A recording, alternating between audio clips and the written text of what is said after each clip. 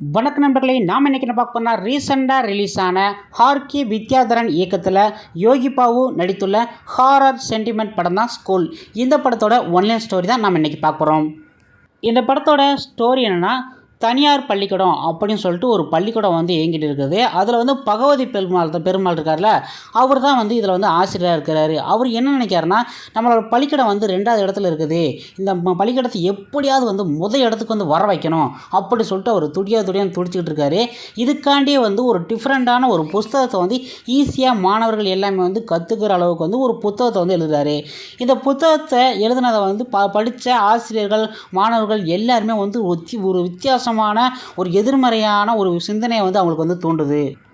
இப்படி இருக்கையிலேயே சில ஆசிரியர்கள் மாணவர்களை மர்மமான முறையில் அவங்க இறந்துக்கிட்டே இருக்கிறாங்க. இது எப்படி இறந்தாங்க தெரியாமல் எல்லாமே பயந்துக்கிட்டு இருக்கிறாங்க.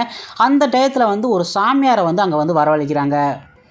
அவரும் அது எதுன்ட்டு என்னென்னமோ பண்ணிவிட்டு அப்படி சரியாச்சு இப்படி சரியாச்சு அப்படின்னு சொல்லிட்டு போயிடுறாரு. அப்புறம் இந்த பள்ளிக்கூடத்தில் யோகி பாவும் பூமியாவும் பள்ளிக்கூடத்துக்கு ஆசிரியராக வர்றாங்க. அவங்க வந்த உடனேயுமே அங்கே இருக்கிற அமாவாசை சம்பவம் எல்லாமே அப்படியே அடங்கி அமைதியான முறையில் நார்மலாக பள்ளிக்கூடம் தொடங்குது. இந்த ஆசிரியர்களின் மரணங்கள் ஏன் நிகழுது, இதோட பின்னாடி அமாவாசை இருக்கிற காரணம் என்ன, அந்த அமாவாசை இவங்க 2 பேருமே வந்தவனையும் ஸ்டாப் ஆக காரணம் என்ன என்பதான் படத்தோட மீறி கதை. காமெடியில் கலக்கும் யோகி பாபு ஆசிரியர் கதாபாத்திரம் அழுத்தமாக நடிப்பை கொடுத்துருக்கிறாரு. அவரது குணசத்திர நடிப்பும் கவனம் இருக்குது அப்படின்னு தான் சொல்ல முடியும். அறிவுறுத்தரும் ஆசிரியராக வரும் பூமிகா அழகு சேர்க்குறாங்க. அவங்க இன்னும் பயன்படுத்தியிருந்தால் அழகாக இன்னும் படம் வேறு லெவலே அமைஞ்சிருக்குன்னு சொல்ல முடியும்.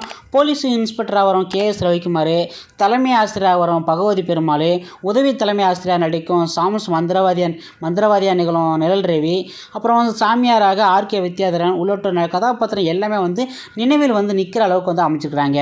ஆதித்யா கோவிந்தராவின் ஒளிப்பதிவு இளையராஜாவின் இசையும் படத்தில் ஒன்று சேர்ந்து இந்த படத்துக்கு ஒரு பக்க பலமாக அமைஞ்சிக்குது.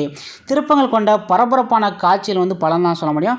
வகுப்பறை காட்சிகள் இல்லாத பக்கமாக அறிவுரை கொடுப்பது, இந்த காட்சி கொஞ்சம் குறைச்சிருந்தாங்கன்னா அந்த படம் கொஞ்சம் நல்லா இருந்திருக்கும். இதனாலே இந்த படம் கொஞ்சம் ஸ்லோவாக போயிடுச்சு அப்படின்னு தான் சொல்ல முடியும்.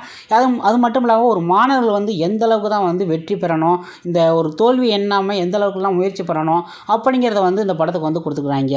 மெயினாக இந்த படத்தில் முக்கியமாக என்ன சொல்லப்போனால், இந்த படத்தை இயக்கிய ஆர்கே வித்யாதரன் ஸ்கூலில் எல்லாருமே நல்லா அறிவு நாலேஜாக இந்த மாதிரி இருக்கணும் அப்படி அளவுக்கு இந்த படத்தை கொடுக்கணுங்க முயற்சி பண்ணியிருக்கிறாரு.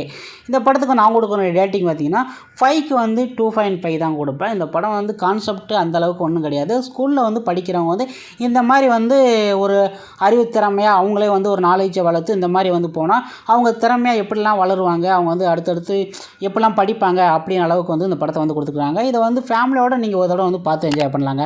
ஓகே ஃப்ரெண்ட்ஸ், உங்களுக்கு நம்ம வீடியோ பிடிச்சினா மறக்காம சப்ஸ்கிரைப் பண்ணுங்கள், லைக் பண்ணுங்கள், ஷேர் பண்ணுங்கள். இது போன்ற வீடியோவை நெக்ஸ்ட்டில் சந்திக்கலாம். நன்றி, வணக்கம்.